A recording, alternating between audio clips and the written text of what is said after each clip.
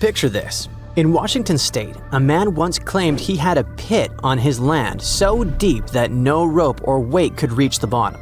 Not just a deep well, not just an abandoned mine shaft, but something far stranger. He said it swallowed everything, never echoed, and seemed to break the rules of reality. This was the legend of Mel's Hole, and for decades people have been obsessed with finding it. The tale begins in 1997, when a man calling himself Mel Waters phoned into a late-night radio show famous for wild theories and strange encounters. His voice was steady, his story specific. West of the town of Ellensburg, he owned land with a mysterious chasm. Neighbors had tossed garbage into it for years, but no one had ever seen or heard anything hit bottom. Curious, Mel lowered a fishing line weighted with a chunk of metal. He claimed he let out more than 15 miles of line, and still nothing. The pit, he insisted, had no end. That alone was enough to stir listeners' imaginations, but Mel wasn't done. Over the years, his stories grew stranger. He said that animals refused to go near the hole. A dead dog tossed in by a neighbor was later spotted alive in the woods, wearing the same collar. He described experiments where ice lowered into the pit came back warm but solid, with bizarre flammable properties. He swore radios near the site played voices and old songs from unknown sources. The hole, he said, seemed to twist nature itself. And then came the government angle. Mel reported that officials seized his property, barred him from returning, and even paid him off. He claimed to have fled to Australia only to be kidnapped on his return to the US. His last known call in 2002 described waking up with missing teeth, unexplained injuries, and no memory of lost weeks. He hinted at another hole in Nevada with the same impossible traits. After that, Mel vanished from the airwaves. So what are we to make of this? On one side, believers insist the mystery hole is real, hidden by powerful forces. On the other, skeptics point out that no record exists of a man named Mel Waters owning land in the area. No coordinates were ever given, and expeditions to find the pit turned up empty. Geologists flatly dismiss the entire concept. The Earth's crust isn't infinitely penetrable. Dig too deep, and the rock collapses from immense heat and pressure. At best, Mel may have stumbled upon an old mine shaft. At worst, he fabricated the whole thing for attention. But the story stuck. Maybe because humans are drawn to the idea of hidden depths, literally and metaphorically. A hole that defies science is a perfect playground for the imagination. Think about it. What's at the bottom of an endless pit?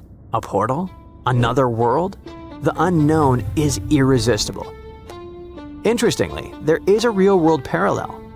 The Kola super deep borehole in Russia. In the 1970s, Soviet scientists drilled over 12 kilometers down, the deepest man-made hole in history. What they discovered wasn't magic, but it was surprising.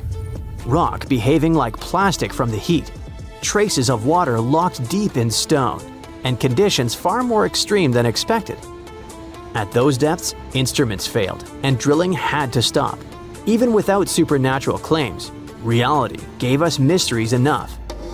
So why does Mel's Hole endure as a legend? Because it captures something ancient in us. We've always told stories about forbidden places, bottomless lakes, haunted caves, gates to the underworld. Mel's tale simply updated the myth for modern radio and conspiracy culture. A hole that can resurrect dogs and transform ice into fire is the kind of story you can't help but repeat, even if you don't believe it. In the end, the evidence points towards fiction. A man with no traceable history spins a story too fantastical to be true, and science confirms it couldn't exist as described. Yet, the legend refuses to die. That's the power of a good mystery. It doesn't matter if it's real. It matters that people want it to be real. Somewhere out there, hikers still wander the hills near Ellensburg, scanning the ground for an impossible abyss. And here's the twist. Maybe the hole was never the point. Maybe it was about seeing how far a story could travel, how much people crave the possibility of something that bends the rules. Because if a bottomless pit existed, what else could be true? A legend like this dares us to wonder. So no, Mel's hole almost certainly doesn't exist. But the curiosity it sparked, that's very real. And sometimes the mysteries we invent say more about us than the ones we solve.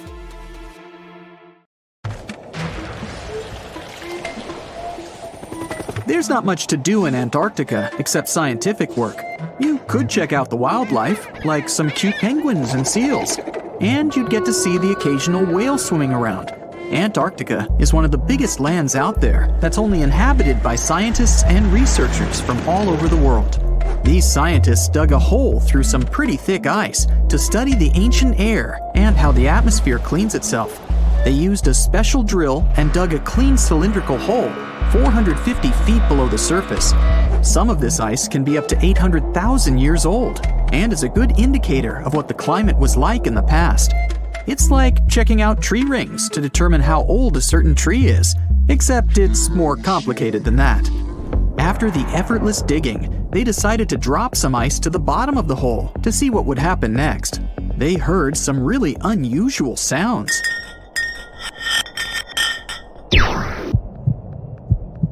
It felt like being on a spaceship traveling through a bunch of obstacles with many rocks smashing into each other. The pitches changed over the quick descent of the block of ice, ranging from high pitch and ending with a low heartbeat-like sound.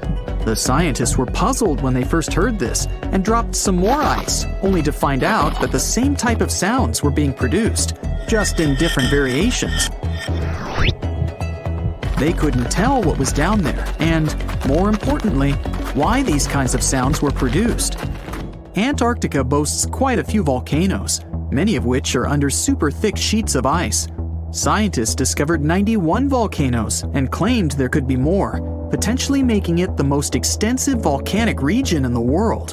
While they were doing regular scientific research, they came across many unmistakable large cone-shaped figures underground. Some were as deep as 2 miles in the ice. Some of the peaks were over 3,000 feet tall and dozens of miles across. But on the surface, it's as plain as a sheet of paper. They may have dropped that block of ice inside an actual volcano that they were standing on, but it's unlikely. Even though the underground volcano presence was discovered by accident, there's a small chance they were actually standing on one where they had their workstation set up. It's more likely that they worked in an area where studying ancient climates is easier and less dangerous than other places. They collect ice samples and study them in a lab. It's like discovering a prehistoric insect embedded in amber millions of years ago when dinosaurs used to roam the land. But instead of little bugs, scientists study ancient dust, air bubbles, sea salts, volcanic ash, and anything else that may have come from the environment. They can practically tell how the climate was during that time. These ice samples might show that Antarctica's western ice sheet melted when the Earth's climate warmed up. If it did, then it's likely to happen again. That would mean sea levels rising, affecting coastal cities and small remote islands. But scientists aren't sure it's true, despite some evidence to back it up. The process of studying ice samples can take a week or even a year, depending on what they find.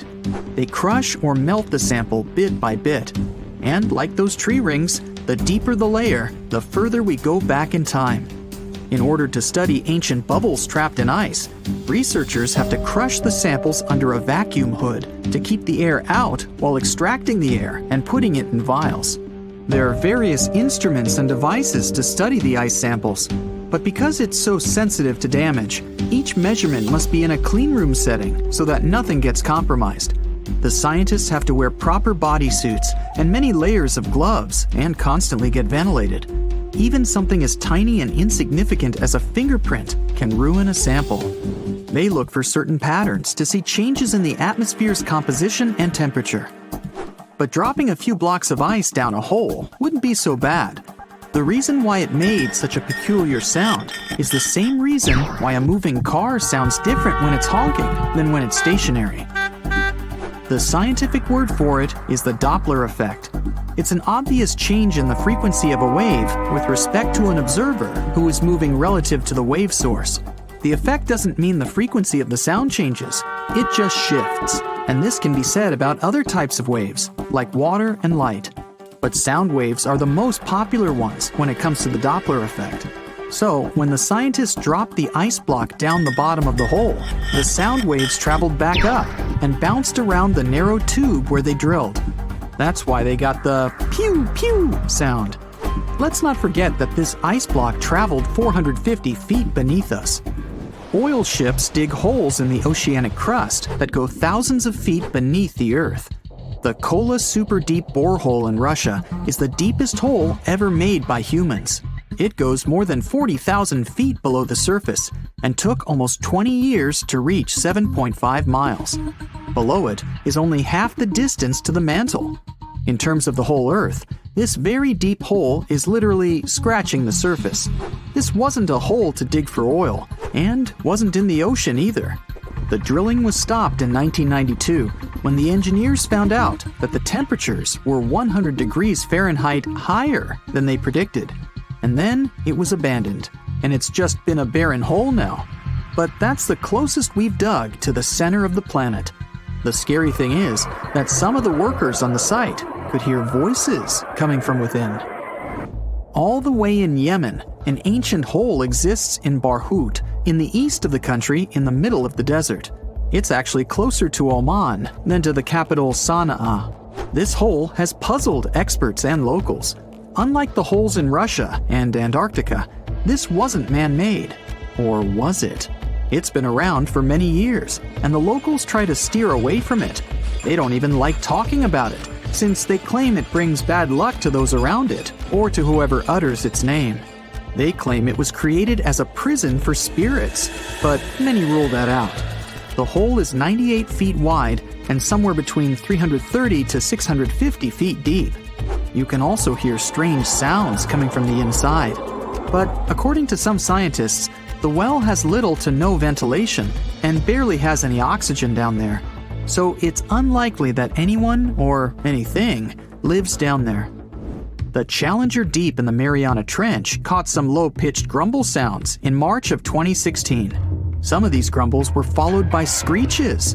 They caught these sounds in a span of weeks, using a titanium-encased microphone so that the immense pressure of the lowest point on Earth wouldn't crush it.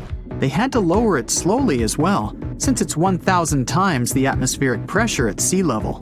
For 23 whole days, the microphone recorded typical sounds of whales passing by and boats sailing across from above, and even rumbles of nearby earthquakes, but they still couldn't determine what caused those initial sounds. The researchers couldn't understand if the noise from the bottom of the Mariana Trench was caused by humans or was natural. They also wanted to know if these sounds affected marine life, like dolphins and whales that rely on echolocation.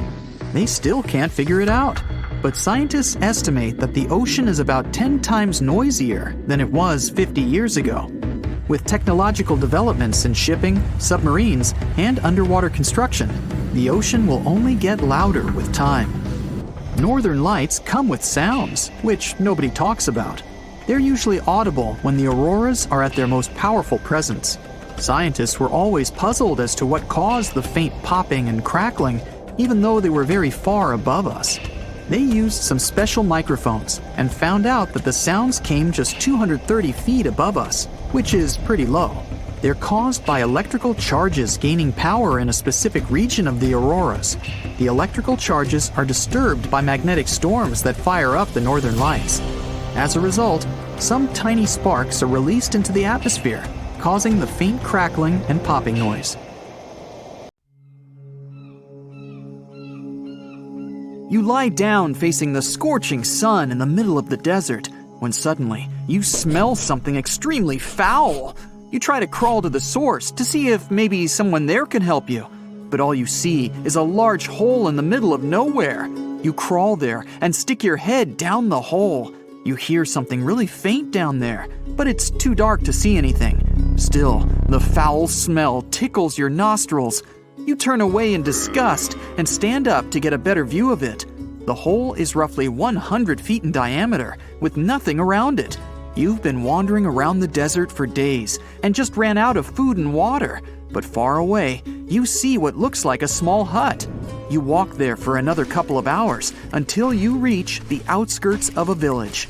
A local man riding a camel tells you that you're in the Al-Mara province in Yemen's eastern region, which is quite close to Oman. He immediately takes you to his mud hut, feeds you, and gives you some water. Feeling refreshed and full, you ask the local about the hole in the desert floor. His eyes sink in and his face grows pale. He grabs you by your sleeve in silence, throws you out of his hut, and slams the door shut. You try to knock on his door once more, but he ignores you. Out ahead is the village market, where you could surely get some answers from people. You head over there, and everyone starts staring at you as if you're some kind of threat. They sense something's off about you. You put on your hood and make your way to a merchant. While you purchase some food, you ask the seller about the hole, but he refuses to sell you anything. He even pushes you off to the pathway. You make your way to another vendor and ask about the hole. At first, he's reluctant to tell you anything, but after you buy a few items from his shop, he finally concedes. He takes you to a small inn and seats you down. He tells you to keep your voice low when talking about it. He then orders a beverage for you and begins explaining everything he knows about the hole. Legends have it that the Well of Barhout, which is in Hadramaut, is a cursed place, a prison for spirits. He claims that any object that goes near it eventually disappears. The server comes back with 2 refreshing drinks, and the man quickly stops talking. As soon as the server leaves, he resumes telling you about the well. The reason why people were avoiding you when you mentioned the well was because it's believed that it brought bad luck to anyone who was near it. They were even able to feel it through you. The man tells you that he doesn't believe in such superstitions, but you want to find out more. At night, you head back to the well to find out if what he said was true. You sit down next to it and concentrate all your senses. It's quiet, nothing but the desert wind brushing against the sand. You hear something that sounds like a whisper coming from the hole, as if calling you to go inside. You get up from your meditation and walk towards the hole. The sound gets louder, but you still can't make anything of it. You stick your head down the hole to listen while holding your breath, but it just sounds like gibberish. The next day, you get some rope and pikes and wait till nightfall to prepare for the next step, descending down the hole. Nighttime comes again, and you set up the ropes and tie them around a tree. You climb down while holding the rope with one hand and a torch with the other, and scale down. You try to breathe through your mouth, but you start to feel like you need to catch deeper breaths the lower you go. The hole is believed to be around 850 feet deep, but you were only able to go down around 20. You didn't expect it to be that deep. You start climbing back up, but you decide to drop the torch into the hole to see how far it goes. You see the flame getting smaller and smaller as it disappears into the darkness. Maybe the man was right, just village folklore about something they can't explain. Scientists claim that the hole is millions of years old and has practically no ventilation. Even though it's been around for such a long time, it remains as mysterious today as it's always been. You're walking in Siberia, looking out for some reindeer, when suddenly you hear a loud explosion from the distance. All of your reindeer scatter around, and you're too much in a frenzy to collect them. You run to the source of the blast and find a huge crater in an area you just passed through. In August 2020, a massive hole was discovered in Siberia, Russia, being around 100 feet deep and around 65 feet wide. The local residents and researchers were stunned to find it there. This is the 9th hole documented in the region since 2013. You call the local authorities, and a huge team of scientists arrive with weird-looking scientific equipment. They claim this crater is the biggest one they've seen so far. Most of these craters were found by accident when people went on non-scientific outings by helicopter or by hunters and herders. Scientists aren't able to wrap their heads around it, but they knew exactly where to start. Permafrost, the thing that covers 2/3 of the whole country's territory. Scientists believe that by studying the permafrost, which contains certain chemicals, we can find out why these craters are popping out. Samples of the craters contain a lot of chemicals, but most notably, methane. Scientists took plenty of samples of the frozen soil from the ground and the ice. They had to descend down the crater to collect most of them. And within 2 years, these craters end up turning into lakes. According to their studies, the gases, which are mainly made up of methane, accumulate in the upper layers of the permafrost, and they can come both from the deep layers of the earth and those close to the surface. These gases end up getting trapped in the frost as they accumulate, creating enough pressure to burst through the frozen ground. They claim that these giant holes are a result of the growing temperatures. But that's just one theory. They're still not really sure how they could have formed. But because most of these craters form in remote areas of the Arctic and take years to shape, no one really talks about them. You're fast asleep in the city of Fukuoka, Japan. At around 5 a.m., you hear a loud explosion and feel the ground shake. Japan is prone to earthquakes and tsunamis, so you're prepared for the worst. But the ground isn't rumbling and the building isn't shaking anymore. You check the power, and nothing. The whole apartment and neighborhood is completely dark. You look far out from the balcony and see a huge hole in the middle of a 5-lane road. You leave the building and join the crowd gathering outside. The hole is about 65 feet deep, and it swallowed everything around it. The traffic lights, sidewalks, and a bus stop are all gone. Even parts of buildings are destroyed, leaving the support beams still standing.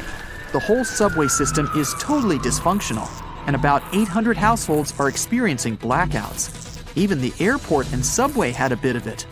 The local authorities evacuate the entire area in case more sinkholes or gas explosions occur. A few days later, it's all fixed.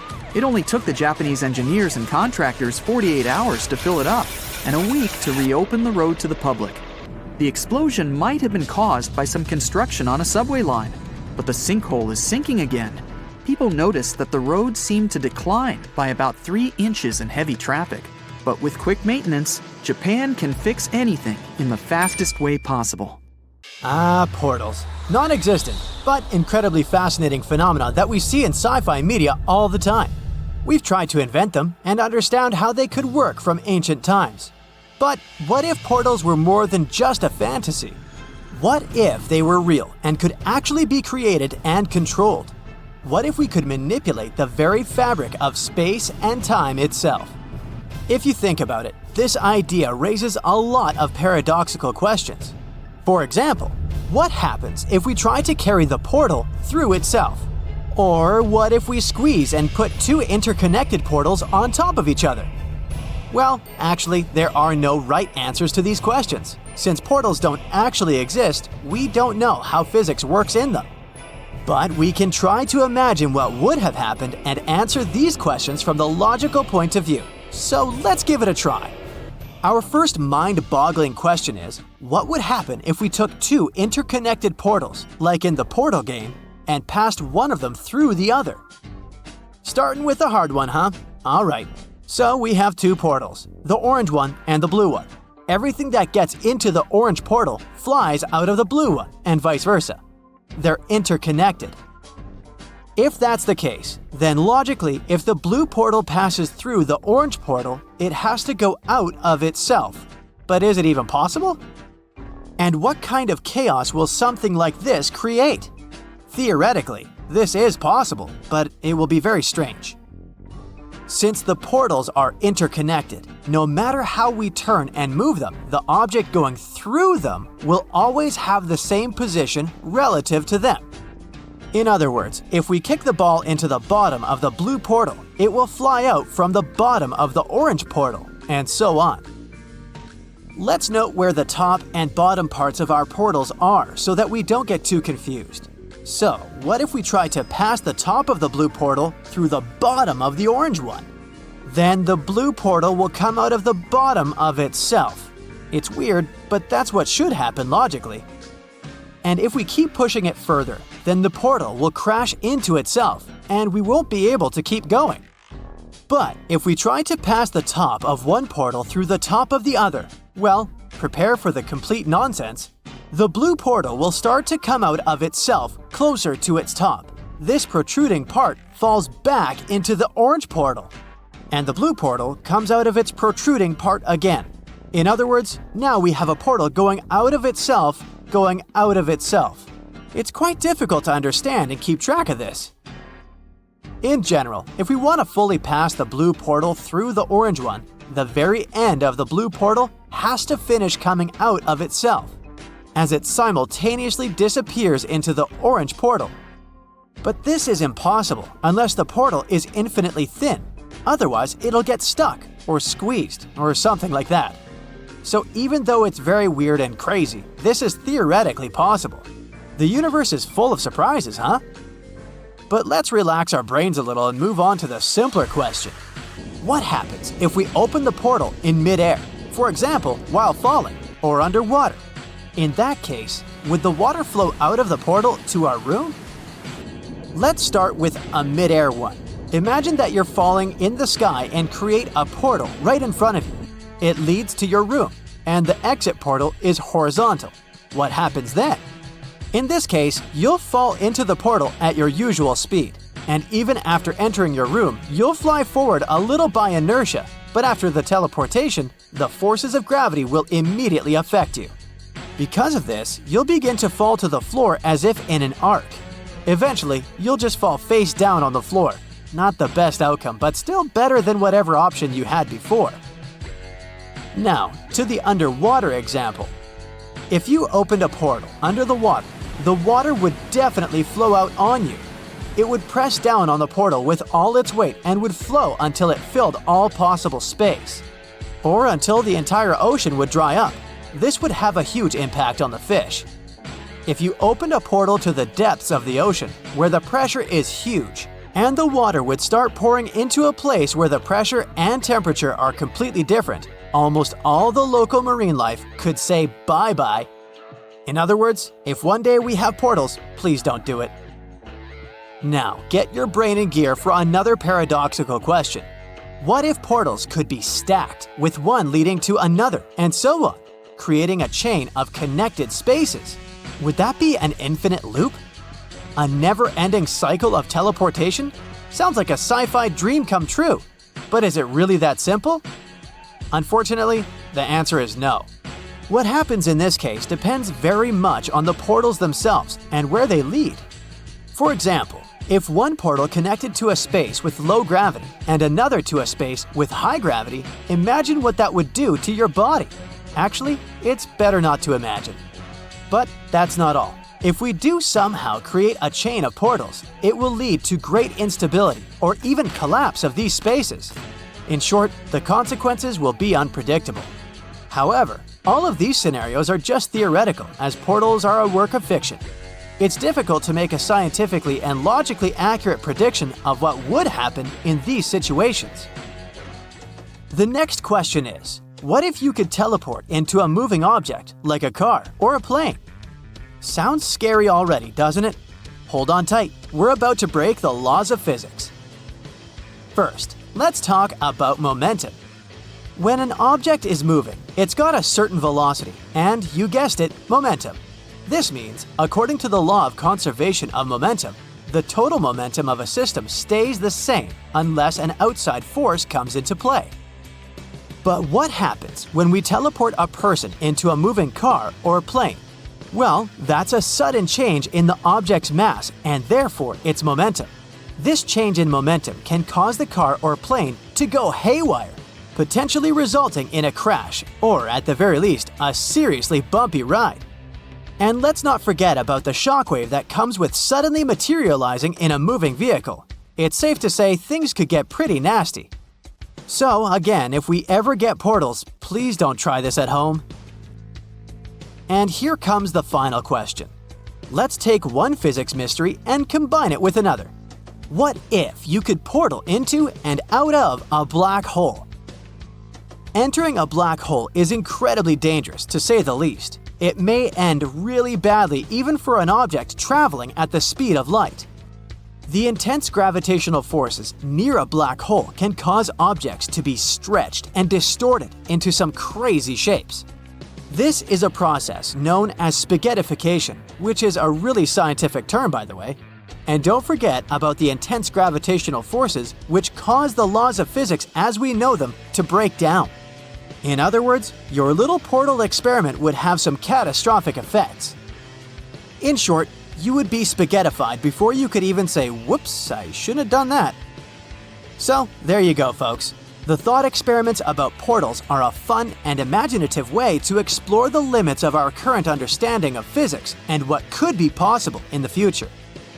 While the scenarios we discussed are purely hypothetical and not based on any actual science, they still give us a glimpse of fantastical possibilities of the world with portals. Whittingdean Water Well. It may have the title of the deepest hand-dug well in the world, but at first sight, it's just a small covered well you wouldn't even assume that it's there. It's located somewhere close to Brighton and Hove, England. Despite its inconspicuous appearance, it's as deep as the Empire State Building is tall, 1,280 feet straight down into the dark, wet ground. Hey, toss in a penny and make a wish. Wait, it's not a wishing well. Never mind. In the middle of the 19th century, one powerful corporation wanted to build a new workhouse in the area that today is known as Elm Grove. They decided to add it to an industrial school for juveniles as well. It was established for those whose parents were living in the local workhouse, and the aim was to teach the youth the habits of industry. The corporation wanted to provide water for their new institution, so they dug a new well. It was too expensive to bring piped water in from the nearby waterworks. They first wanted to make a 6 feet wide brick-lined well down to about 400 feet. That's where they expected to find the subterranean water table. They were digging for 2 years, and the shaft went past those depths, but they still didn't find any water. They thought they somehow missed the water source, so they started digging horizontally in 4 different directions. Even after many hours of work and multiple tunnels in different directions, still nothing. For the next 2 years, they didn't stop digging. Workers would descend rickety ladders hundreds of feet below the surface, illuminated just by the light of candles. They only used hand tools to load their buckets with soil and pass them up to the surface. Then they would use bricks other workers would send down from above to line the narrow interior. The heat down there was intense. They were able to breathe thanks to steam engines that would pump air through pipes down below. After 4 years of digging, they got to a depth of 1,285 feet. 850 feet of that was below sea level. At that point, the water finally broke through the surface. But as it was coming up, the workers were trying to escape it. It took them 45 minutes to scramble up such a deep shaft. It was expensive, and the company put enormous effort into this well, and they used it for just 4 years. They abandoned the well in favor of some other, more practical one. A 2-foot flint and brick wall is surrounding Whittingdean Water Well now. There's also a metal lid covering its top so people wouldn't fall in.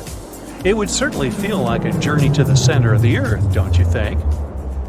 It took a research team 20 years to drill down the Kola super deep borehole.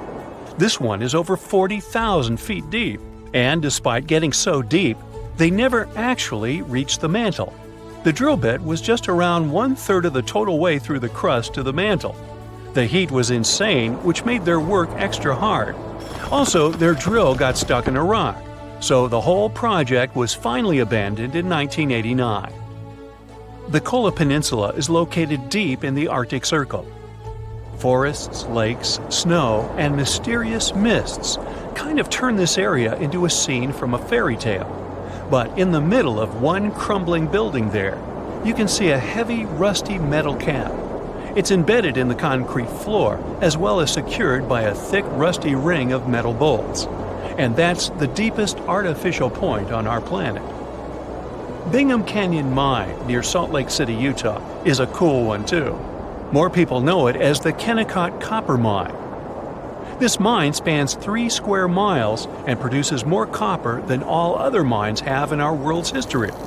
It was opened at the beginning of the 20th century. It's owned by a large multinational corporation at the moment. Back in 2010, they even declared they'd like to dig the mine further and deepen it for another 300 feet. Bingham Canyon Mine has so many roads. If you could stretch them out into one large road, it would go from Salt Lake City all the way to Denver. There was a massive landslide in April 2013 in this area, so strong it even caused its own earthquakes. This is the world's deepest open-pit mine, so deep astronauts can see it from orbit. Humans first started digging towards the planet's mantle in the 1960s. That's when American scientists began with something they named Project Mohole. The project got its name after a man who found the boundary between the Earth's mantle and crust. The team didn't drill on land, but on a boat in the ocean. The crust is actually thinner on the ocean floor, although the difficult part is that the crust is the thinnest in areas where the ocean is deepest. Go figure.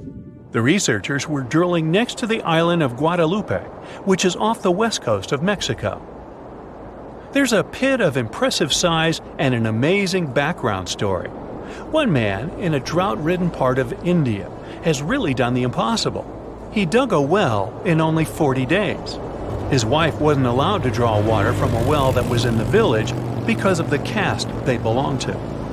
The man decided to dig a well by himself and give a source of water both to his family and the community. Nobody believed it was possible, but he took his shovel and kept digging day after day before going to work every morning, and later in the evening after he would finish the work. 40 days later, he finally got to the water and proved that some people can sometimes truly stretch their mental and physical limits to achieve what's impossible. Now imagine how difficult it is to dig a mine by hand. And we're talking about a really big hole mine. They would mine diamonds without any machinery. You can find such a case in South Africa in the province of Kimberley. A geological pipe there was formed after a breakthrough of gases in the crust of our planet. The pipe was named Kimberlite after the location, just like others in that area. It's in the shape of a pretty large carrot. You can see its upper conical part that narrows as it goes deeper, turning into a vein in the end. 1870 was the time when the diamond fever began in the city of Kimberley. Nearly 50,000 people were mining and extracting more than 20 million tons of soil using only their picks and shovels. The development area was close to 2 million square feet. They dug up to 787 feet from 1871 to 1914 and extracted enormous amounts of diamonds, worth more than $1 billion. This mine has become an artificial lake. Today, it's the most picturesque landmark in this province. Darvaza crater is one of the world's most unique spots you can find. It's a burning hole people actually made more than 40 years ago. This gaping crater opened up in the desert of Turkmenistan. It was most likely a consequence of a drilling mishap. Geologists then set it on fire on purpose. They were afraid all those noxious gases would have a negative impact on the environment, so they wanted to burn them off. They also wanted to prevent the spread of methane gas after the ground below the drilling rig collapsed into a cavern. So now we have a 98-foot deep hole. They thought the crater would burn for only a week. Oops, but they were wrong. Thing is, the crater's been burning for over 40 years now. Actually, it's not that bad. The hole on fire eventually turned into a quite popular spot that attracts many tourists.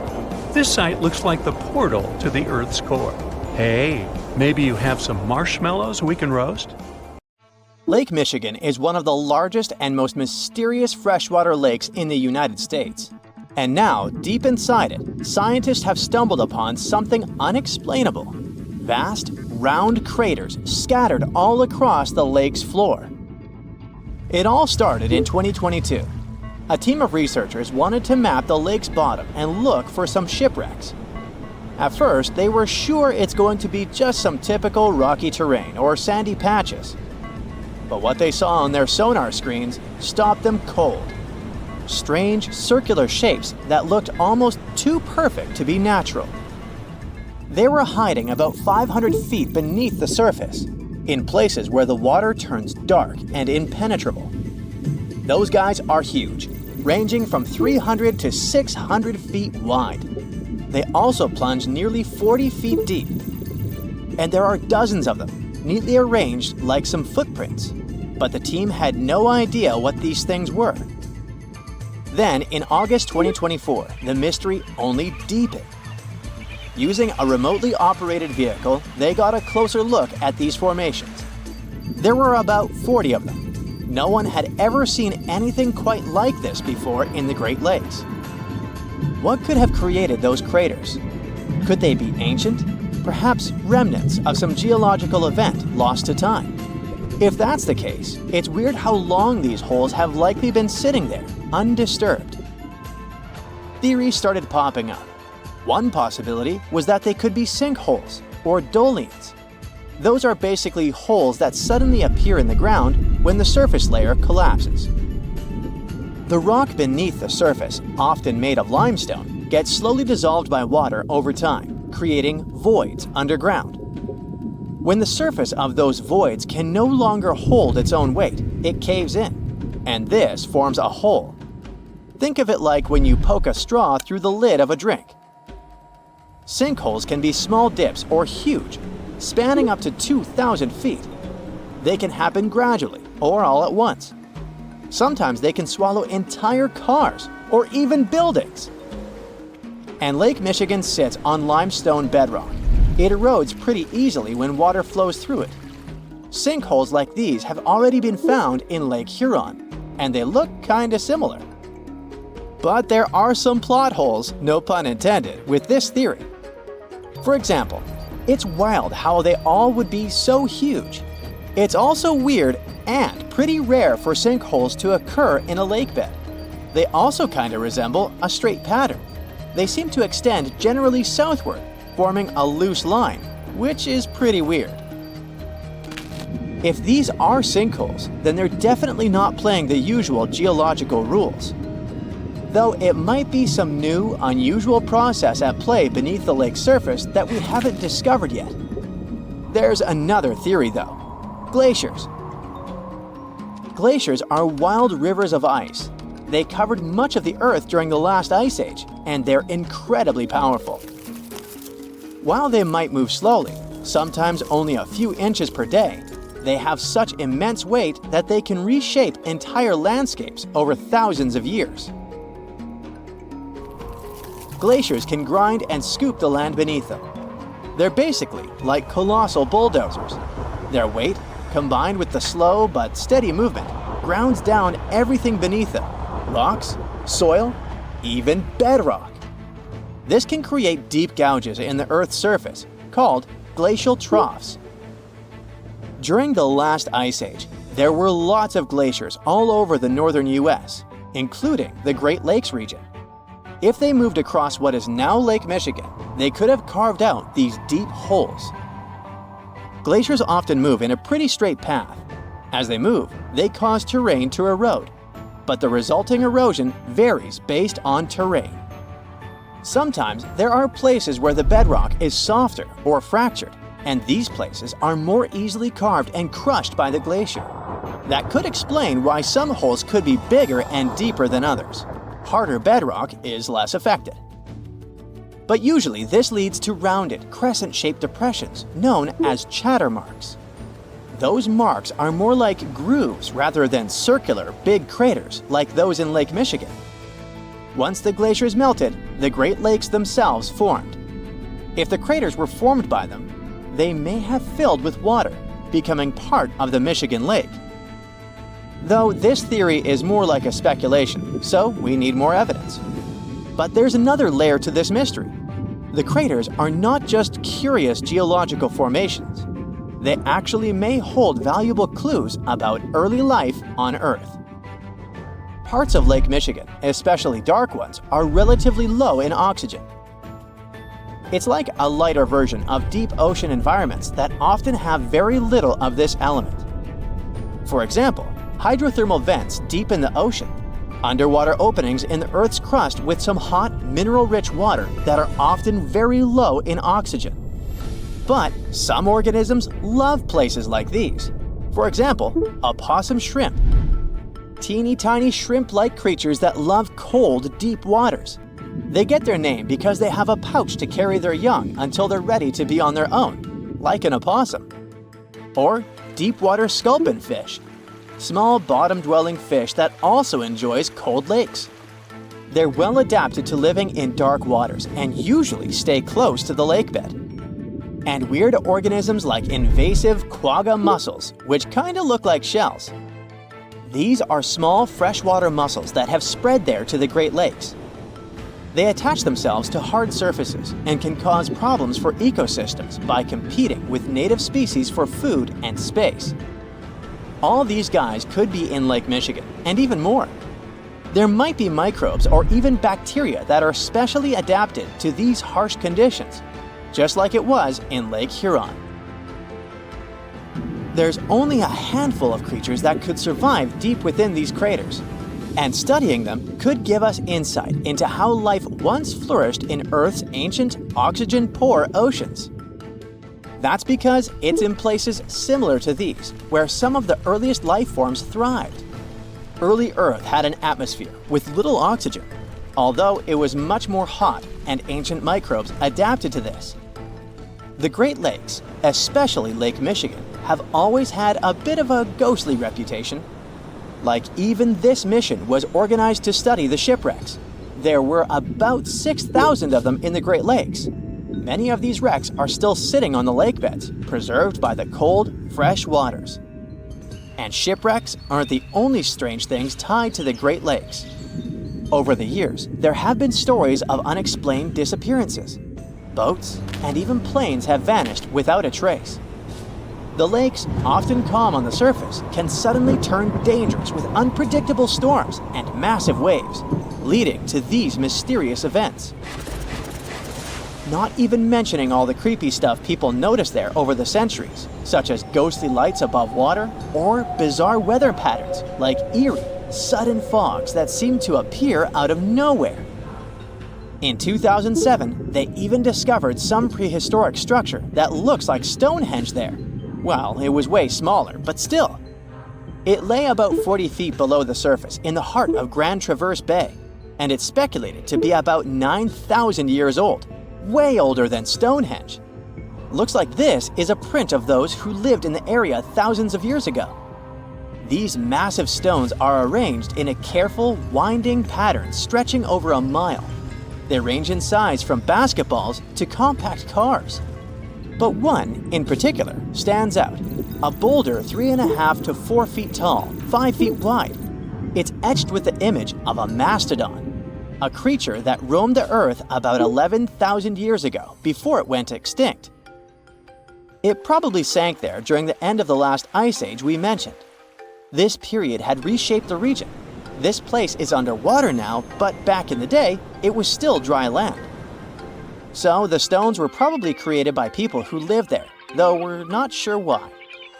Were they used as hunting blinds? Or was it some sort of an ancient calendar? Who knows? Only about 15% of the Great Lakes floors have been explored. Now, scientists are gearing up for a deeper dive into this mystery, both literally and figuratively. They want to analyze the lake beds surrounding the craters, hoping that maybe something in the environment around them might have caused them to appear. They have initiatives like Lakebed 2030. These missions should map the entire underwater landscape. This would help us learn tons of interesting stuff about Lake Michigan and our planet's past. Who knows what other secrets these dark waters hide?